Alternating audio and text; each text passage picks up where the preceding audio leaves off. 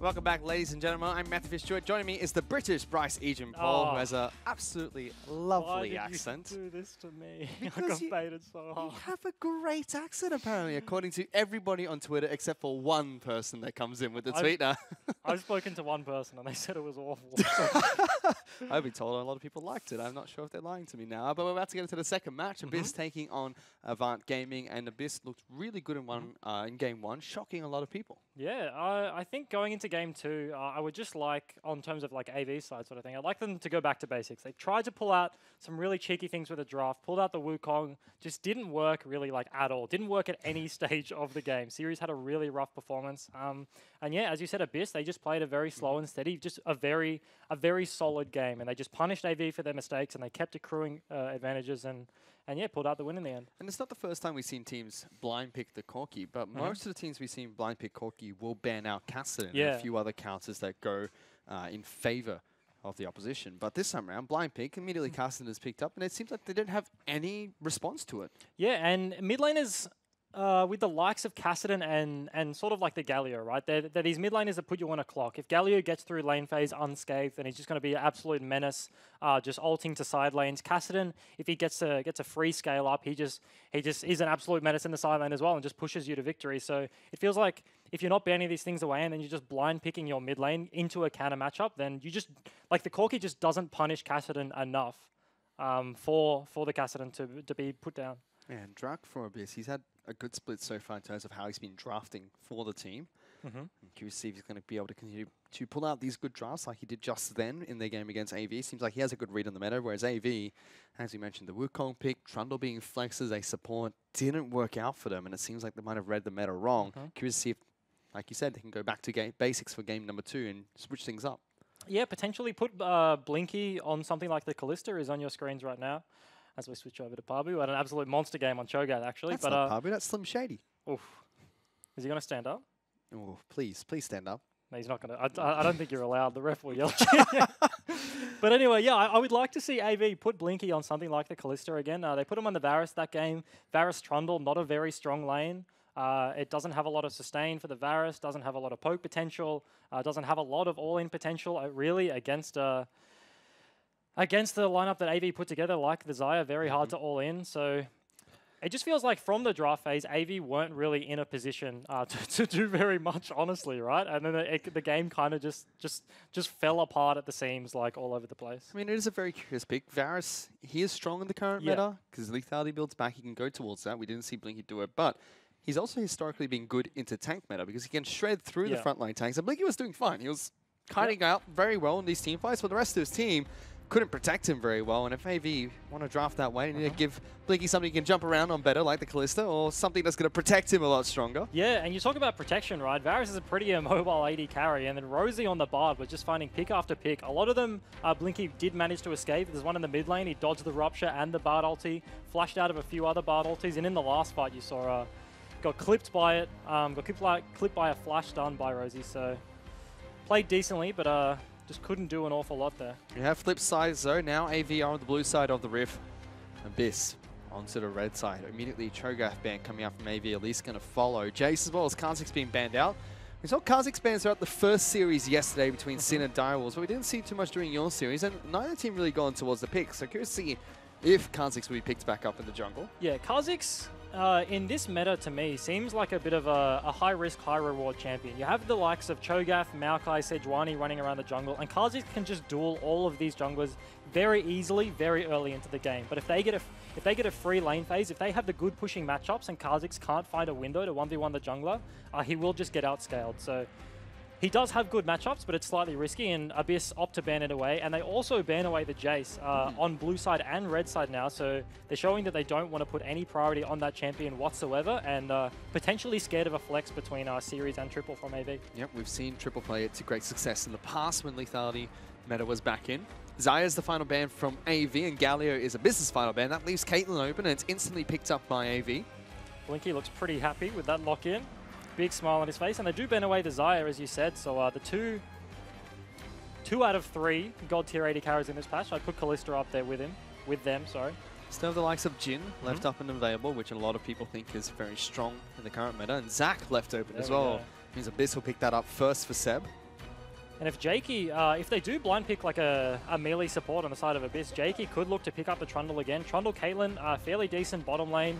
Trundle makes it very safe, and Trundle makes Zach's life a living hell, really. You can cancel his Elastic Slingshot with your pillar.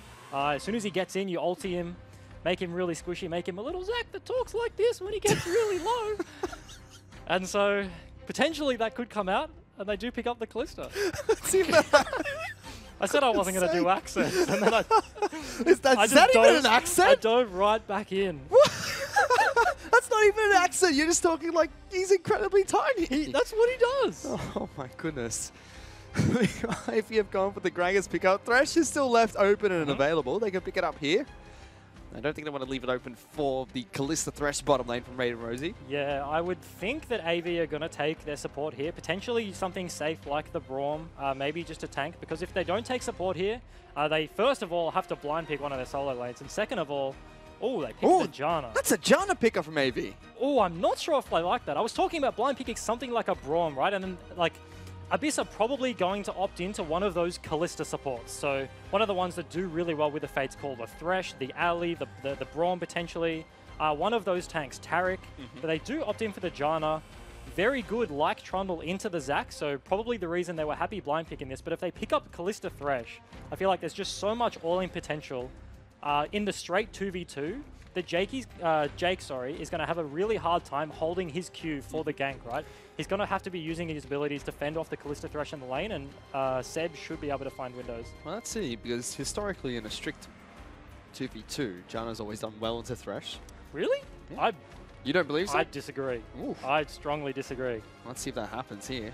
It's an unorthodox pick. We haven't seen a Janna pick in a while, internationally or locally. Yeah, it's been a very long time since Janna's been in the meta. But there has been a change that has helped out, which is with the coin. Once you upgrade your coin, you get the full stacks on it. It gives you a boost to your passive almost. So you get an extra 8% movement speed for allies moving towards you. Janna's passive with grants that as well. And Janna into Thresh has always been a matchup where, as the Janna player, you want to be taking the coin, even if it's less efficient than the Spell Thief, just because you can't, as the Janna, just walk up and whack the Thresh, because you're going to get hit with the Flay, get hit with the hook right in your face, and you're going to die. So you can't proc the Spell Thief passive and actually generate gold from it. So the coin being buffed means there has been at least in solo queue, a fair amount of Janna play right now. It's the highest win rate of supports in solo queue at the moment. Is it? Yep. Damn, that's sad. That's sad. That's a support. I don't like that. I've been playing a little bit in solo queue, but if you don't get an 80 carry main, then you're in for a bit of a disaster if you pick the Janna. Well, thankfully, Blinky is an 80 carry main. Thankfully, yeah. Renekton and Jax are the final bans from Abyss. We have Kassadin and Cassiopeia banned out by AV. So Luch could blind pick Corki here. Potentially. And Renekton and Jax banned away on the other side. So the likes of Camille is still open in the top lane, Rumble, Jarvan. They're more than likely, I think, as you said, going to blind pick their mid here, probably like a Corki. So they're going to pick up Camille. Okay. I mean, both the counters are banned out. Still are some unorthodox counters you can throw into the Camille lane.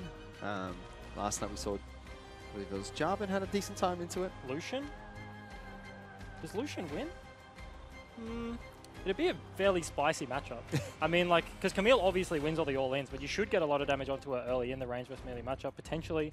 But AV's comp with a Lucian would look very dicey, I think. Although they do... Oh, okay, it is going to be the Gragas top into the Camille, so they do just pick the Sedge. Final pick is going to be their mid laner, unless we see something incredibly strange. We might just get that with this hover. Not mid. But yeah, curious to see what AV are going to throw at them. Abyss holding their last pick for Luch to counter out whatever triple throws in the mid lane.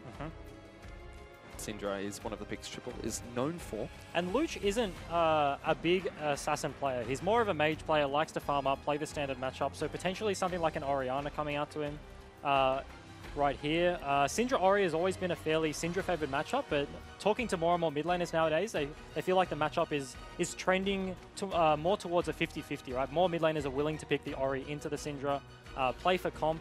They do have the Zac engaged, so they can get a bit of a wombo off with the ball carry in the Zac. Oh, as they do. What? Hey, okay. That's a Diana pick coming out for Luch in the mid lane. I mean, I thought you said he doesn't play assassins here. Oh, I mean, I was like, he's not a big Echo player, but Diana into the Syndra.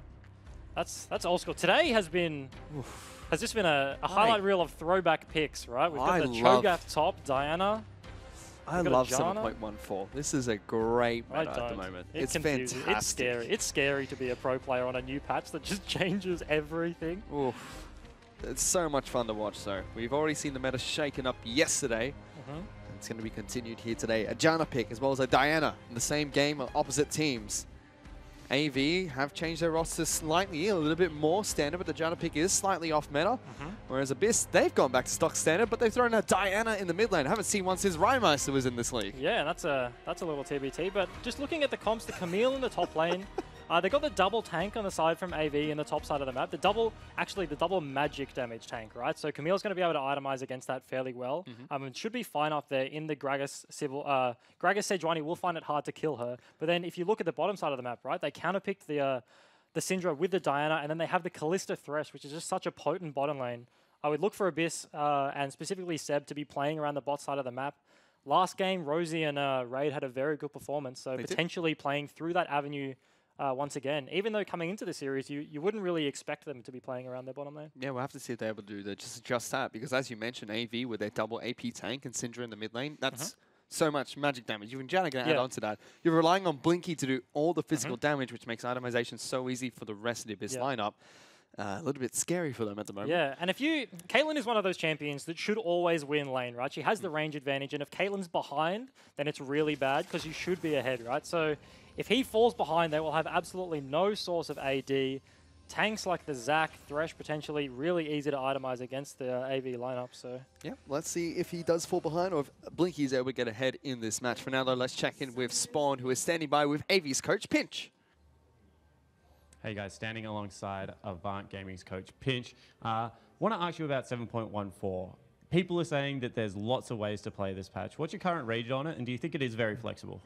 Yeah, I definitely think it's very flexible. That's a good word to use. I think you can open up a lot of different picks in top and mid with Duskblade, but I think Cinderhulk has been the most important thing in defining the patch. All right, cool. So lots of tanks running around. This time you've got the Janna as kind of your off-ball pick. I know Jake's a big fan of it. He played it a little bit of Origin. Has this something that the team has practiced with a lot? Yeah, we're happy leaving open Zac because we think Lachlan's the only good Zac on the server. So we can play Jake's Janna into any Zac and do very well. All right, cool. But a curveball coming out of Abyss as well in the Diana. I mean, it's a different assassin. Generally, you see Fizz or Echo run into the Syndra. Is that something that you guys have planned for? Yeah, very ready for it. We looked at Lucha's solo queue account last night. It's like 10 games on it, so we saw it coming. All right, so no surprises there. Let's throw it back to the guys on Summoner's Rift. Thanks for the interview. Thanks. Wow, Pinch saying that Sybil is the only good Zac on the server. I disagree. I'm a fantastic Zac player. Oh. That's not nice of him to, you know... roast you like that. Roast me like that. It's not very nice of Pinch, but they also saw the Diana coming from Luch. Yeah, that's I guess we thought it was a bit of an oddball pick coming in. Oh, as AV do actually get the cheeky leash on the bot lane. Two hits, level 2 as well. Looking at Jakey, he is very squishy. I wouldn't be surprised if he's opted into like gold gen runes. Potentially. Well, Sybil is able to take all of his Raptors, actually. Ooh. Even the big one gets taken down by the Sejuani. Now, straight towards top side of the map. Our first point of business, as we were just looking in the bot lane, is Kalista Thresh have both opted in for the Blood Moon skins. So that's some great synergy there as Rosie gets some... Get some headshots in his face, really. I was going to say gets a nice flavor, gets immediately punished. As this lane is looking good for AV already. Yeah, that's what Janna does. Pops a big shield on your AD carry, and she does not care about any damage whatsoever. And dishes out even more. Especially since they got the leash. Sorry, they did the leashing, and Abyss got to start in lane, and they're already punishing them hard. So that means Sybil, as the hook misses, is going to find his way into the top side of the map earlier. Pabu has already respected it with a ward in the river. Quite nice. So good damage coming out from Raid there. The charge on towards Blinky, but he's going to be just fine. Both AD carries opting to start with the Doran's Blade. Series top side of the map on this Gragas. Doing all right into Pabu so far. We should see Camille take over that lane slightly later on. Yeah, very big split push threat if he does get ahead. Starting with the Doran's Blade as well for Camille. Doran's Ring for Gragas. We saw this last night from Dokla a couple of times. It's interesting because you can't stack them anymore. So we did see at Rift Rivals post-nerf that a lot of the teams, the Japanese, the Southeast Asian teams, and even the OPL teams that went, they were still stacking the ring. So potentially does go for that again, or maybe opts into the Dark Seal Corrupting combo afterwards. Meanwhile, in the mid lane, Luch taking so much auto attack harass underneath his own turret. Still doing fine in terms of keeping up with CS, and has teleport on the Diana, so he's going to use this time to go back to base after picking up 18 CS. Sybil and Seb will spot each other in the river. And there you go, double ring picked up by Luch. And is that enough of a bite? Oh, as they do they're punish ganking Luch straight away as soon as he teleports back into lane, but brings back triple, and Seb is here. We'll get the rubber hands on towards Sybil. They're still going for the fight. Luch in trouble. One more auto, not going to be enough. Seb is able to keep him alive. Luch will pick up a cheeky CS on the back end of that, but now he's going to go back to base. And Pinch may be already being proven right. Seb Sybil. Sorry, Luch, I should say, in some trouble there. Seb trying to rubber hands them together. And as I was saying, he does get the rubber hands this time, but early on in the gank, he walks in, lands his Q on Sybil, and then just flails his arms around the minions, and he's not hitting anyone. Didn't opt for the aggressive play, the flash onto Syndra, potentially gets the double CC with his knockoff afterwards. But yeah, Luch was in a decent position, being able to push in the wave, be even in CS, and then TP back with an extra ring to sustain him till level 6, where he can really start doing work, but immediately gets punished by Sybil. They knew he was going to TP back to lane, and Sybil was obviously the communication with Triple is very good there. Waiting in the wings for him to TP, and then he just gets immediately punished and has to base again. And the bottom lane Blicky's been hooked up. That's the shield already used by Jake, so no defense coming out from the Janna. Tornado whiffs as well, and that's a lot of spears being thrown into Blinky. But it'll be just fine. Luch is opting to stay in this lane. Does have the Zac close by. That will just deter them a little bit further. Luch staying is a fairly greedy call. Seb is basically just sacking his matchup right now. He needs to help Luch push this in, otherwise he's just going to get mega punished. So, team player right now sacking his lane for the mid laner so that he can get a reset off. As Triple just turns it around there. There's the rubber hands. Got nothing else to auto attack. But yeah, Triple's more than happy to stay in this lane. Still, Luch doing a good job. He's only 4 CS behind Triple. Is he going to do it? He's going to do it. Does get the cancel. That's big. That's another wave he's going to lose. It is a cannon wave, so I have to see if Luch can get back there in time. But this mid lane hasn't been punished too hard by Triple yet. Yes, they're doing everything they can. I have to see if that's going to be enough. No Magic Mantle even being picked up, and Arcangel tweeting in. I don't ever want Ejim to retire from pro play, but oh boy, when he does sign him, up to cast everything. You might be trying to kick Jake Sponsibiri out of a job, it seems. Yeah, I feel like after yesterday's performance, maybe retirement jokes are in order. Tim's not the, Tim Carbon Wendell isn't the only recipient of retirement jokes now. Sorry, boys. Oh, man. Meanwhile, we have another coach coming in. Jish, I'll be real here. Egypt Law is it's my casting inspiration. What the heck? You're not getting any love. No, every tweet's got my name in it. Where's yours? What are you doing? I don't do small Zac and British impersonations. Too boring. As Luch gives Sybil a piece of his mind, chunking him down. He eats a couple of the honey fruits, and he's okay again. I have a challenge for you. British small Zac. How about that one? I refuse. British small Zac. Mix them both together. If Zac goes small, okay, I will try. In the middle of a team best. fight. In the middle of a team fight. I will try my absolute hardest.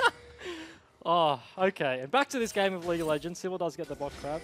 Infernal Drake. Okay, I have a gripe because this patch, I swear, Infernal Drake is the first dragon to spawn in 90% of my games. Yeah, it's Riot Benji's fault. Yeah, Riot Benji. I don't like Benji anymore. He's been ruining my games. He speaks in my ear. But both games yesterday, for us at least, lots of Infernal Dragons. Yeah, you would have much preferred Clouds in those games, you know. Hey, we were winning early, but then we decided not to win. You decided not to win. Something went horribly wrong. Something absolutely went horribly wrong in that match. However, in this game, we're going to see Raid hit level 6, so ultimate available for the Kalista. And although Seb is on the top side of the map, this is where the bot lane starts getting pretty dicey for AV, I think. Kalista, Thresh, level 6. Oh! That's a gank mid lane. Sybil locks down Diana. Luch does have flash, but there's way too much damage coming out. Why would you flash that? And first blood's picked up by Sybil. And they, AV have just done so much work around this mid lane. They've just punished this Diana pick. Pinch said in the interview they expected it, right? So they blind picked the Syndra, possibly knowing that Luch would pick the Diana into it, knowing the counter pick is there, and Sybil has just been here every single time he needs to be to punish the Diana pick.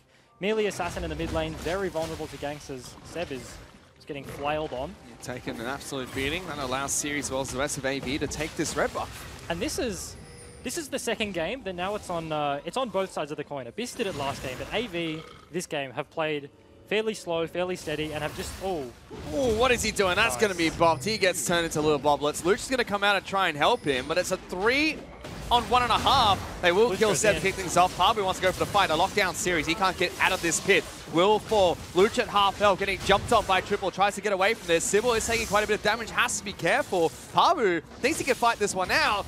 May be able to if he gets some cooldowns back up, but Triple has got so much mana off the back of this. Sybil gonna dodge out the kick, still gets taken down. Parbu has to fight his way out of this one. Has to dodge everything. One more, no, he can't do it. Big outplay by Parbu. He gets the double kill. Huge by Parbu there. Abyss were getting absolutely roasted in that fight. They find the pick onto Luch. Diana, he goes down. They take down Zach through his passive as well, but Parbu flanks down the river, comes down with series on the Gragas, and in the bot lane we did see Kalista fall down. So yeah, this was an engage coming out from Abyss. Hook lands onto Jake, immediately throws out the exhaust. Blinky just stands and delivers. Big outplay coming out from the Janna. Blinky just stands still, auto attacks him to death, and Rosie falls shortly after this. I never expected the words big outplay from the Janna as he presses all these buttons, but yeah, they just overcommitted. He flash flayed onto the Caitlyn and then hooks the Janna because Jake walks up and then tanks it for his AD carry, so nice synergy there, and then they just don't have the damage to split their CC and then all in onto the Caitlyn afterwards through the heal, through the Janna shield, through the Monsoon, so they overreach, and that's actually very big because the all-in potential from Thresh Kalista is what they thrive in, and now they have no summoners. Done. Maxi is okay. You're okay. Good job. Wow. Getting absolutely roasted here. It's not great. And Abyss will use this time to pick up an Infernal Dragon for themselves. They're 2,300 gold behind AV. AV starting off this game much stronger than last. They do have to be careful of Parbu though. He's got 3 kills and he's up 10 CS ahead of series. And that's pretty cheeky from Abyss. AV do have the control. They're winning the mid lane, they're winning the bot lane, but they do lose the Infernal Dragon. So you'd have to assume that's a little bit of an oversight. During the replay, they did go for a full reset, and in that time, Abyss set up for that play. They got the push in the bot lane. So losing the Infernal Dragon, despite being ahead on the bot side of the map, is a pretty rough situation, I think. That shouldn't really be happening, but they choose to keep tempo. Let's see what Avant have planned here. Sybil is walking around the backside here. Gets played back. Doesn't take too much damage thanks to his passive. And Janna shield on top of that to keep him fine. No damage there. And Blinker was in the bot lane as well. They were just 2v3 contesting that tri-bush. Sybil knows his limits quite well. Knew that Seb didn't want to engage into that choke, as Parbu's looking for another flank on mid lane. Standing on top of a wall though, and Series will push in a wave towards his turret, forcing him to head back towards the top side of the map. Luch is still a ticking time bomb though. And Seb's going to be jumped on here by Sybil. Throws out the ultimate. Has Dark Passage is enough. He gets away! Ooh. Triple snipes him! Really nice out of Triple there to just get the flash ult. He knew that he was about to take the lantern, needed to get the damage in immediately, blows his summoner, and then they're just continuing to have this bot side control. They do pick up that bot turret. Luch is in trouble. He's running towards the top lane, but Series is there for the counter. Pulls all 3 members in, but they lock him down. Easy kill going to be picked up by AV here. Rosie can't do anything about that, and Abyss lose bottom lane outer. AV are just playing this game, honestly, just so well. From the draft phase, they knew the Dino was coming. They've countered it very early with the jungle pressure from Sybil. Oh, that's a big chunk. It forces the flash away. Is it going to be enough? Not quite. But still, AV's bottom lane doing so well into the Kalista Thresh. And everything they're doing is just working out perfectly. They get the kill on the bot lane, they get the kill on the mid lane. Sybil potentially soloing away the Rift Tower right now. He's dancing around it on the mini-map as Series is chilling in the top lane. Pretty risky. Triple has reset. Zach's walking over to it now. Will he pick it up after he kills it? That is the burning question. This is the curious thing. Have Abyss now. Got the read on the current meta. You can't pop that eye. Sybil's trying his absolute hardest. Finally gets it. But the Diana pick in the mid lane is not doing too much for Abyss at the moment. Luch, as we mentioned, still be a ticking time bomb, but it's been delayed so heavily by Triple in the mid lane. He already has his Morale Nomicon picked up.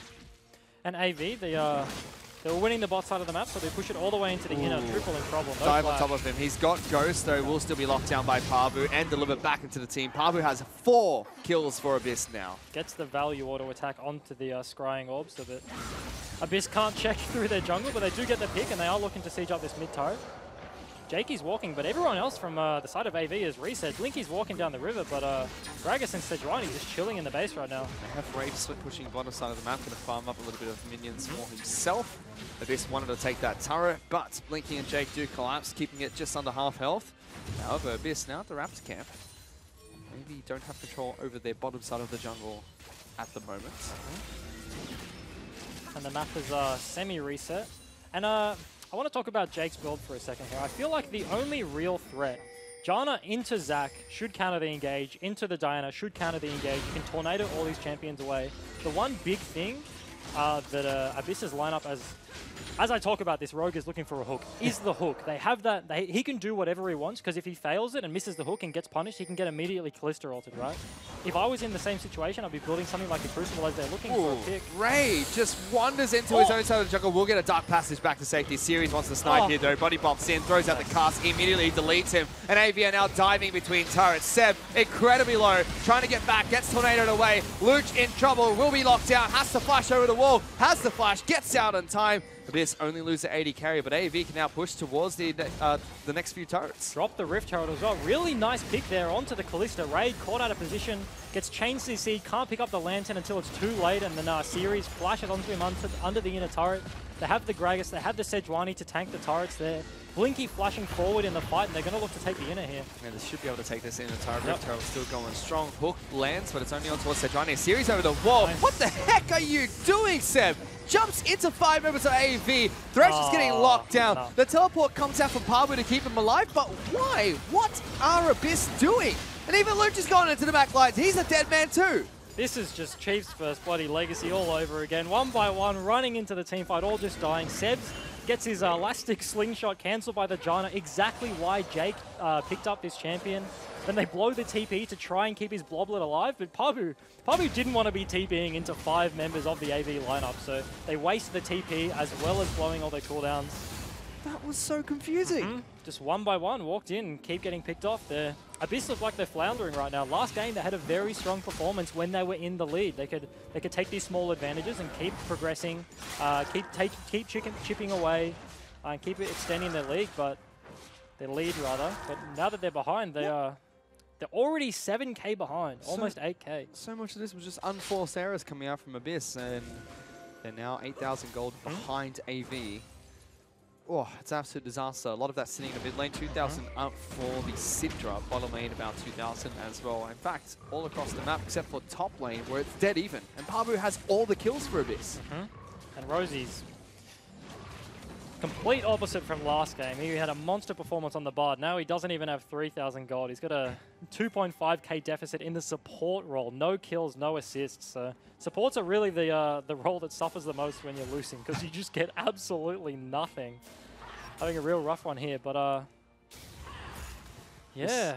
They need to do something. I mean, Luch will start to scale, but doesn't even have his Rod of Ages 17 minutes into the game. Yeah, they just need to start trading on opposite sides of the map. They are matching the bot lanes up here. They do know. Oh, they're looking for a pick on the top side now. But they do have the split push later in the game. They do have the Camille into the Gragas. They do have the Diana into the Syndra. Syndra, a mid laner that doesn't want to side lane in the late game. She wants to float, clear the wave, and then come and group with her 4-man. So it's a 1-4 versus a 1-3-1. I mean, if Abyss can keep trading objectives on the other side of the map when AV set up, they can potentially stall out this game to a point where Zac is tanky enough to be relevant, Thresh is tanky enough to be relevant, Raid needs his 2 items, Luch can finish his Rod of Ages and start scaling up. They really need to slow this down like they did in Game 1 and start making these decisions to trade across the map. Yep, curious to see if they can slow down this game though. It will be a difficult affair. Blinky's already got a push going top side of the map. Raid and Rosie will be sent up here as well. 17 minutes into this game, Baron will be spawning in the next 2.5. Pabu still split pushing bottom side of the map against Series, who has gone for the Iceborne Gauntlet Rush on Gragas that we saw Doppler start in the OPL. And you mentioned the Baron, and that's going to be the next really turning point. The big swing in the game. AV are looking to take this out of turret. Abyss have to respect that they're so far behind. Oh, they do look for a tip right lands now. On the triple. Did they go? Zac flies in as well. Forces the flash early. Triple's going to be just fine. Sybil can take a blast cone away to safety, so they only get the flash out of the mid laner. They do burn the flash, but AV are just going to walk up. Their bot lane is still there, chipping away at the turret. They're going to get the objective they set up for it. Minor setback in the Syndra flash, but They are looking again. Rosie's looking for the hook. Can't Doesn't get it. connect. Gets hit by the net, thrown out by Blinky. He's having a much better game on this Caitlyn. And Camille still pushing bottom side of the map against the Gragas. AV will push further forward and take down this top lane inner turret. Luch standing on top of wards, wanting to rotate up, can't get there in time. Instead will continue pushing mid lane. In fact, if he pushes hard enough, might be able to take down mid lane outer. We'll have Sybil rotating into the mid lane to try and defend that. And yeah, we do see AV take out the top lane. And as I was saying, Baron is going to be the big swing turn. AV's flashes on their frontline engage have just come up right now on the Sedge, on the Gragas, so probably going to send their bot lane. Potentially, if they do opt in for the Dragon right now, Blinky is going to the bot side of the map, so they're going to look to contest that Dragon, but they do have a lot of pick potential with a Flash Gragas, with a Flash Sedge engage, and they do have a decent amount of follow-up and burst with the Syndra of the Caitlyn, so with this gold deficit from Abyss, they really need to defend this Baron, because if AV get Baron, they're just going to blow open the map, take the inners, and potentially break the base, and that's their big main objective right now, is just stalling to a point where AV can't touch it. Blinky has picked up his Infinity Edge to go with the Static Shiv, and it's Ardent Sensor complete for Jake at the moment. It's going to be a very difficult Caitlyn to deal with for Abyss. I think that Null Magic Mantle in Jake's inventory is potentially going to be going towards the Crucible, as I was saying before, to kind of a fresh hook. And then, honestly, one of the scariest things is when you have a very fed AD carry like the Caitlyn. Caitlyn is probably one of the best at it. When she gets to the 3 items, the IE, the Shiv, and the Rapid Fire, and then you have a support that can actually just keep her alive from all the threats, right? You can keep the Zac at bay, the Diana at bay, with the Mikhails, keep the Thresh, and Caitlyn just becomes the front line. And that is so oppressive when she can literally just walk up to you with the Rapid Fire proc and start hitting your carries and they can't return damage. And it almost, as a player, it just feels suffocating because you feel like you can't actually get onto it. Ooh, nice that's hook. a hook landing into Jake, but they don't take the fight. Triple's able to knock back Seb there and chunk him out slightly. Pabu is still split pushing. If he can get a solo kill onto Series, it might break the game open for Abyss to try and take back some control, but they're still sitting against an 8,000 goal lead AV have acquired for themselves with 20 minutes only into this match. And this is just going to be the back and forth around Baron. AV are going to keep pushing in the waves as there's a fight in the bottom lane. Pabu wins. Some trouble. Pabu gets good damage onto the Gragas. Will be slowed up by his Q. He body bops away to the rest of the minions. Series doing all right at the moment, going up against this Camille. And as I was saying, yeah, this is going to be the ebb and flow around Baron. Oh, big flank coming out of the Gragas. He does have flash. Yeah, he's going for the back line. Sybil's going through as well. Rosie will be pulled back by Ray, but now Sirius just jumps straight back on towards the Kalista. Lantern gets him back to safety, but is it going to be enough? Triple's ghosting for it, looking for the stun. Heal being used very early. The Boulder Strike does connect, though, and they lock down Ray. They expended so much for that, though. And in the draft phase, we were talking about how strong the Kalista and the Thresh are, and that is one of the reasons. Kalista uses the Fate's Call, throws Thresh away, and then they use the Lantern on top of that to basically just clear a distance of a whole screen length. But in the end, the Sedge flash ulti, they did use both flashes on their engage tools, on the Gragas, on the Sejuani. They do get the pick and are pushing up the mid lane right now. And this, they don't have much wave clear. We mentioned this yesterday in the Sin series.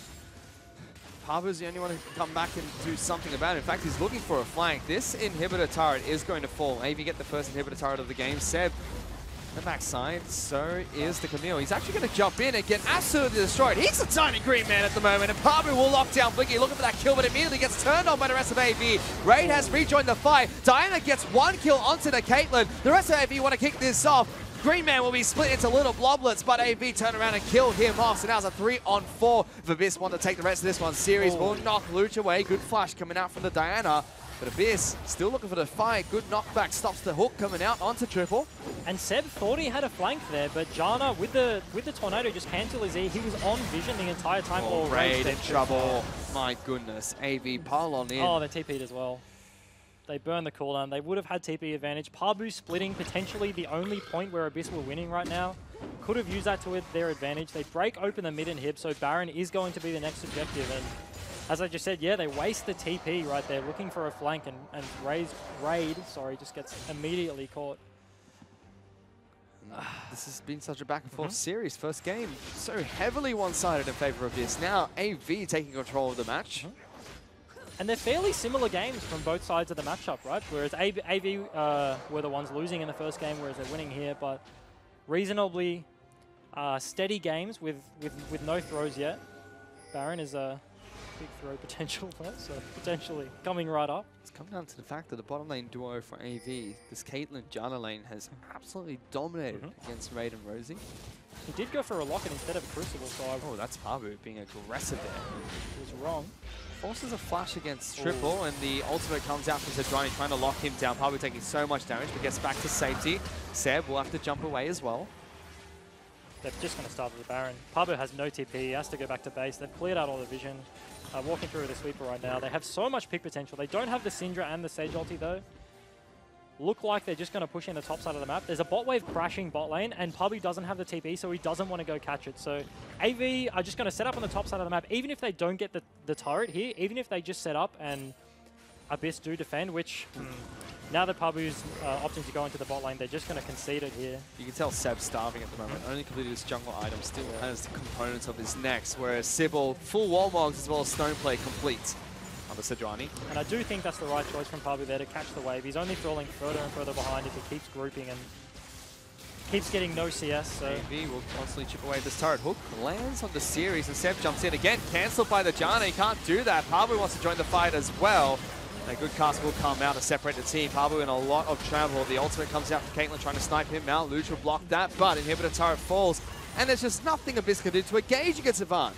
And Seb just keeps elastic slingshotting in vision. That is so easy for Janna. As soon as the Zac just plants his hands on the floor and starts charging up, Jake is he's just launching his tornado in that direction, charging it up. He doesn't have to do anything. He can just let it time out, and Zac's just going to cancel himself on the ability. And he keeps setting up in vision and keeps going in anyway and just getting punished every single time. Still have a good game on the Zac, which is considered one of the strongest picks in the current meta. Sybil, meanwhile, picking up the Sejuani, doing absolutely fine against Abyss.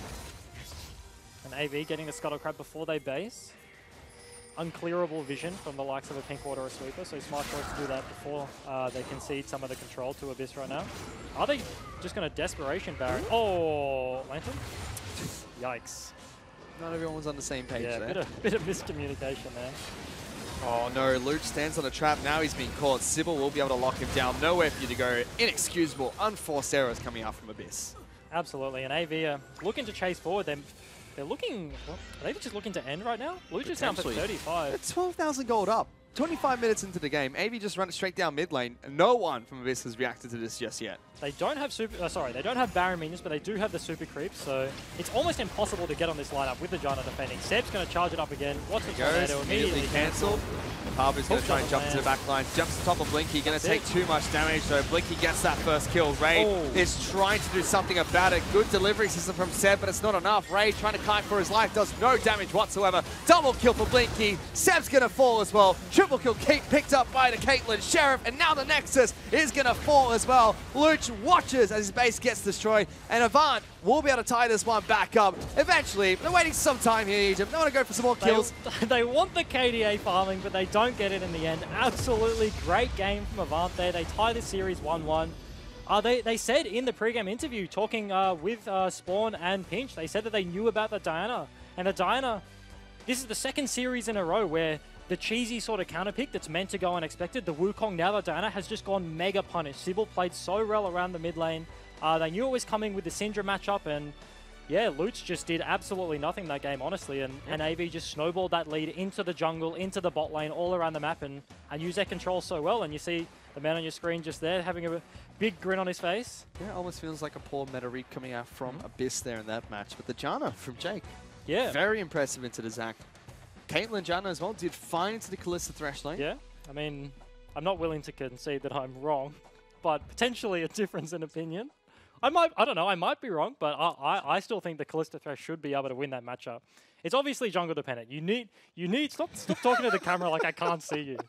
You need the jungle pressure to get down in there to influence the matchup, because obviously Caitlyn has the range advantage, but they didn't get that. The early all-in from the Kalista Thresh failed after level 6. They burnt the Ignite, didn't get the kill, and then they just couldn't pull it out. Yep, and with that, AV are able to tie up the series 1-1, so we'll go into the third and final game shortly. But to break down that match, I'll send it back to the analyst desk. Thanks so much, Fish. And an absolute disaster on Summoner's Rift for Abyss Esports. It looked like they had put together a very comfortable draft, but from the get-go, they lost complete touch with that game. Yeah, I mean, you said it best when we were upstairs, that Abyss just had a great draft. Multiple great champions. I didn't see the Diana coming. I don't know how AV did. That was sort of out of left field for me. I even said it didn't feel like a Luch champ. But if I'm going to go back, and I'm Abyss and I go back into their room there, that's not a draft issue. That's not a drac issue. That's one where you have to look at it. Pabu was popping off earlier, and they couldn't stem the bleeding in the other lanes to let them sort of just scale through that game. Yeah, they pushed themselves into this like 1-3-1 composition that, you know, if they're ahead, they have like a lot of pressure to allocate in their sideways, but they had like really no control for the mid wave. They had no like wave clear either, so you know it was very punishing for if they fell behind. All right, break this down for me, because we talk about 1-3-1 and 1-4 a lot, and I feel like we never dive into the strengths and weaknesses of either side of the composition. So what is it about 1-3-1 that is good, and you know, how do you punish it with a 1-4 comp? Yeah, so I think the opening point to bringing this up is that if you take Syndra, you can't send that like champion to a side lane because she's too easily ganked. She's like doesn't have enough wave clear. She's not safe to be in a side lane. So having something like Syndra means that you want to look towards team fighting and 1-4 and stuff like that. So taking something like that Diana that takes teleport and and it is like a good 1v1, even 1v2 champion means that you can put like pressure across multiple parts of the map, and then you're gonna try like slowly take all of the map and give like very little area for the opposing team who are like 1-4 or something to actually like gain control. And when you get ahead, it's quite oppressive because you're denying them their like little side jungle camps. You're shoving in all the waves and stopping them from catching it, and then you slowly choke them out just by farming more and getting more experience. And I mean, what is the support's role in either of those comps? I mean, in the 1-4, you're generally there as a big initiation tool or team fight. But how do you kind of set up 1-3-1 for your team? Well, if you're a support in 1-3-1, generally you either help your wave clear, for example, Karma, Mantra Q help stall out the 3 side, or you want to be a big disengage tool. Janna, for example, not great, not meta right now, but is great for disengaging and just peeling back and bailing and letting your side lanes do the work. Tom Kent's Thresh also able to do the same role, but it really depends on what your team needs. And then as well, just working out how you need to allocate vision. So if you want to protect your split pushes, protect dive threats around mid lane as well, set up for ganks and like deny vision as well. So obviously, you could talk more about that, but that is a huge part for supporting the 1-3-1. Yeah, it certainly is. I mean, not really all that relevant in the game because we just saw lots of team fights. However, at one point, I thought that this game was over. I'm going to pull up the replay on your screen. Pabu was popping off T-Gun, and when you get a Camille 3 early kills, it should nearly be lights out. I cannot believe he got this third kill here. So this is AV initiating on a court Seb. They think they've got tempo here. They think they're in control. Luch comes in, Pabu comes in. AV have burnt most of their damage. Syndra ulti is down. A lot of their big cooldowns are down. So Luch and Pabu are able to completely blow up the series. And now from here, I was thinking maybe he kills Sybil. All right, maybe he kills Sybil and leaves. But Pabu knows the limits of his champion perfectly. Sybil with a good flash, not good enough though. And right now, dodges the Q and knows that with his shields, with just all the damage he has, he's going to come out of that alive. I assume, at least. Maybe he just gambled and won. That's also possible. Yep. But I'm giving him the benefit of the doubt that he understood the limits of his champion and got really far ahead. But like I was saying before, he was way ahead, but the rest of the team just, they couldn't stop and they couldn't stall long enough for that to be useful. I mean, he played it like immaculately, and we said, in the first block that we said that, is he the superstar that we saw go to 120, 140 CS lead? Is he the solo carry? Is he the player that's going to be an individual star? And I think that, at least in the little segment we had there, he was actually quite impressive, right? Like that was a very impressive, 30 seconds. Yeah, it certainly was. But what you need when your split pusher is ahead, you need the rest of your team to play patiently. However, no patience out of the Abyss esports lineup. I mean, they even lose 2 turrets in the mid lane, Jish, and then they continue to try and force the play. Yeah, so we just saw that obviously they know they're falling behind and they feel as though they have to stop, just stop losing out here. And I think it's to their downfall. They end up just going back on engage and they're really split. So you have to question their communication and their their decision making here. Pabu with an interesting teleport. Zeb still dies. Luch with another interesting teleport coming from behind the team. And from what was just a few thousand gold deficit, that turns into a +5 and they just lose all map control. They waste their important cooldowns like the TPs. And it just seems desperate. Yeah, I've been in that position before where you just, what they were feeling is they feel like they need to do something. That they've got one person ahead, but it just isn't enough. They're just falling apart. They're losing objectives. They feel like they're not contesting enough. So they just pull the trigger. And it was the wrong time to do. You need to have that patience. Have your veteran talk. Have Rosie talk you through that and say, it's fine. We have to just cut our losses here and look for an opportunity later. Instead of what they did there, which was just everything looked disjointed. Bad TPs, bad engage, bad timing, just no one was on the same page. Yeah, it certainly was not the case. However, Pabu did have a great game. We're going to pull his stats up on the screen for you right now. Maybe the one shining light for this team, 4-2-1. Had a lot of the teams gold, but because of those team fights, Series was able to match in items and at least hold off his split push. Yeah, so the Gragas top is definitely not like the best pick into Camille, obviously, but as we saw in the later stages of the game, Pabu couldn't punish enough just because of all that like natural gold that Series accrued through turrets and such. But he definitely had some up points. And I think that there was definitely times when it did seem like his identity, as we mentioned earlier, was sort of being lost because you could tell he wanted to be in the side lane and he really wanted to be putting like his pressure elsewhere rather than trying to like collapse and be in the team fight area. And obviously his team's voice went out in that. Yeah, maybe what happened was when, for example, he was in the bot lane, we see the 4-0 Camille unable to push through the 3-1 Gragas. Maybe that's where he just decided, you know what, if I can't do enough in the side lane, I have to group. And it's just really difficult when you've lost so many objectives that the opponent catches up when you felt like you were doing so well. It's so difficult when you lose control of the mid lane. So much of League of Legends comes back to how much mid lane pressure you have and how you can move around the side lanes, at least early in the game, to create pressure, especially with double TP, Jish.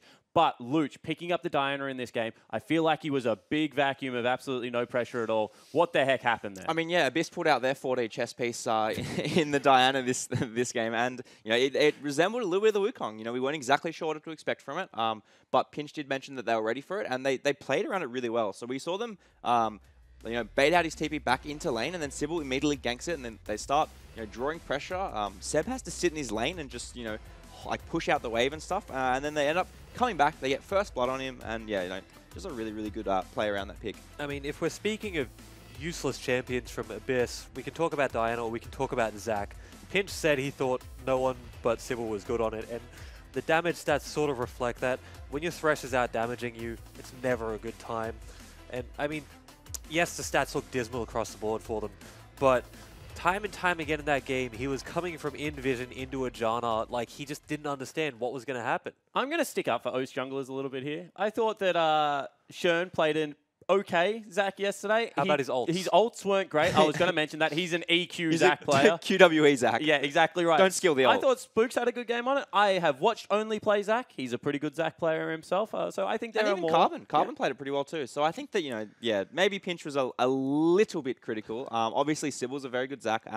But yeah, at least for Seb, I think that maybe not his best champion. Yeah, it certainly didn't look to be the case. However, who did look comfortable in his champion for the second week in a row was Sybil. We've already mentioned his pressure around the mid lane. I think at one point he was Warmogs, Stoneplate, Cinderhulk to components of items against his jungler opponent. This is a guy that when you give him a favorable matchup, he will run away with the game. Yeah, this was just a clinic put on by Sybil. We saw him being the first person to confidently pull out the Sejuani. Didn't have the best showing against Isles after that first game, but he definitely has knuckled down, I think, because he looked a lot better in his pathing. He wasn't getting abused early, and he was really, really confident in his ganks. And that's sort of thing we've criticized of Sybil, right? We said earlier that sometimes he looks like he's a bit out of control and doesn't know where he's going to be. But in this game, I think Tegon, he looked actually quite controlled and quite on top of it. Yeah, and if there's one gank I want to highlight from him, it was that gank in mid lane when Luch TP'd back.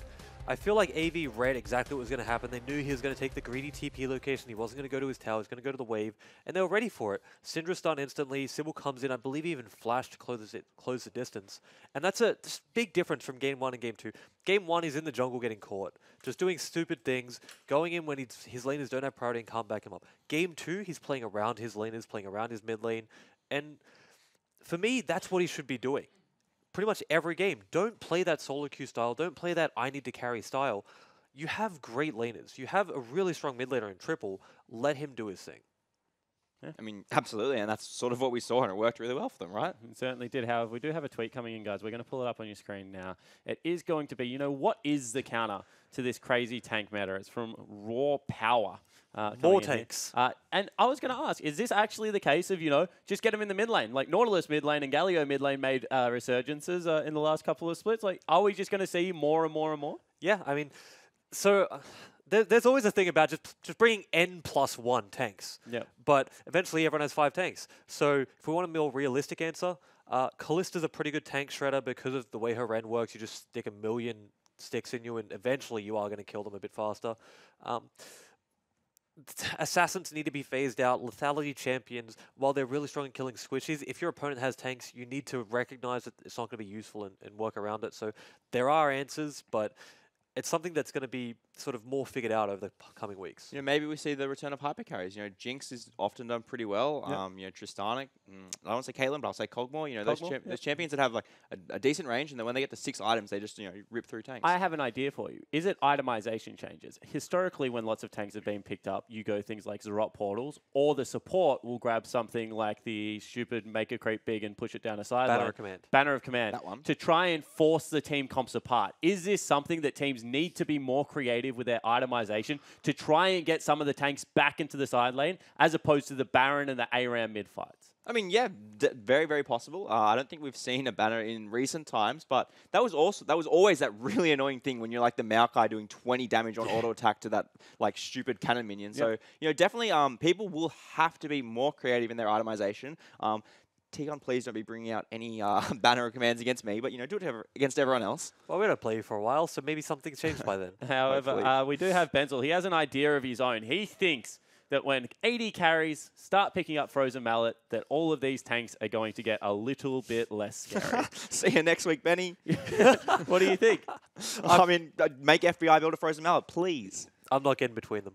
Not get between them? Not two coaches. I am not a big fan of Frozen Mallet. But however, we are about to get into game number 3. So before we get there, let's have a look at some of the highlights from last game. Sybil locks down Diana. Luch does have flash, but there's way too much damage coming out. Why would you flash that? And first blood's picked up by Sybil. Harvey wants to go for the fight. A lockdown series. He can't get out of this pit. Will fall. Luch at half health, getting jumped on by Triple. Tries to get away from this. Sybil is taking quite a bit of damage. Has to be careful. Habu thinks he can fight this one out. May be able to if he gets some cooldowns back up. But Triple has got so much mana off the back of this. Sybil gonna dodge out the kick. Still gets taken down. Habu has to fight his way out of this one. Has to dodge everything. One more, no, he can't do it. Big outplay by Pablo. He gets the double kill. And a series over the wall. What the heck are you doing, Seb? Jumps into 5 members of AV. Thresh is getting locked down. The teleport comes out for Pablo to keep him alive, but why? What are Abyss doing? And even Luch has gone into the back lines. He's a dead man too. Pablo will lock down Blinky, looking for that kill, but immediately gets turned on by the rest of AV. Raid has rejoined the fight. Diana gets 1 kill onto the Caitlyn. The rest of AV want to kick this off. Green Man will be split into little bloblets, but AV turn around and kill him off. So now it's a 3-on-4. Blinky gets that first kill. Raid is trying to do something about it. Good delivery system from Seb, but it's not enough. Raid trying to kite for his life, does no damage whatsoever. Double kill for Blinky. Seb's gonna fall as well. Triple kill picked up by the Caitlyn Sheriff, and now the Nexus is gonna fall as well.